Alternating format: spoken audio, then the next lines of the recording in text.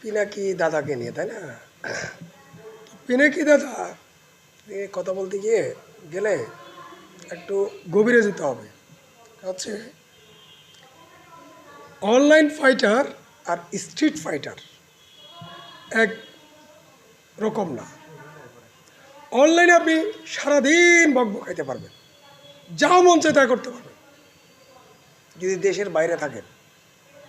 কিন্তু দেশের ভিতরে থেকে অনলাইনে বলেন, অফলাইনে বলেন, রাজপথে বলেন, কোনো কাজ করা, আন্দোলন করা খুব কঠিন। তো পিনাকি দাদা খুব সহজ কাজটাই বেছে নিয়েছে। তো আমাকে এক বামপন্থী নেতা, যে পিনাকি যখন দেশ থেকে চলে যায়, এক বামপন্থী নেতা আমাকে জিজ্ঞেস করছে যে পিনাকিকে নিয়ে তোমার মন্তব্য কী? আমি কিসের মন্তব্য? পিনাকি যে ফ্রান্সে চলে গেল, কোন দেশ দিয়ে গেছে? আমাকে ইন্ডিয়া দিয়ে গেছে। তো ইন্ডিয়া দিয়ে গেছে, ইন্ডিয়ার পারমিশন ছাড়া কি এই ইন্ডিয়া দিয়ে ফ্রান্সে যাওয়া যায়? আমি একটু পিনাকির এক ধরনের অন্ধভক্ত ছিলাম আর কি।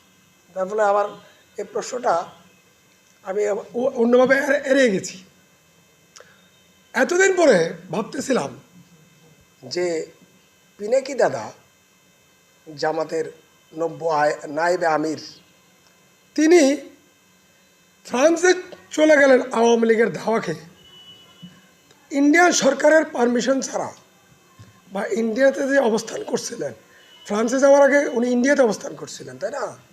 তো কীভাবে করছিলেন?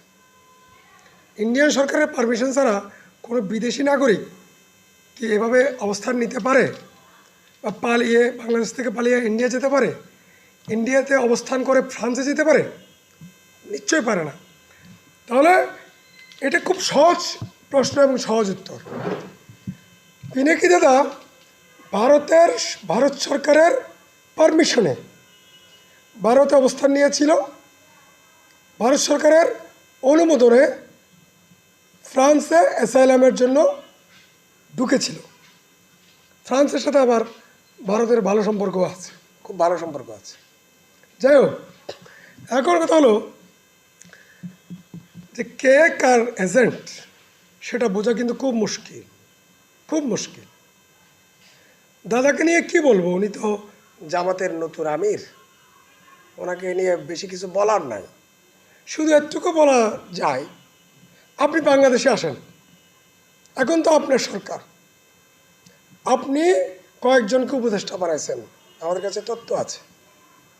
কয়েকজন উপদেষ্টাকে আপনি উপদেষ্টা বানাইছেন, আমাদের কাছে তো ইনফরমেশন আছে, তাই না? সবাই জানেও এটা।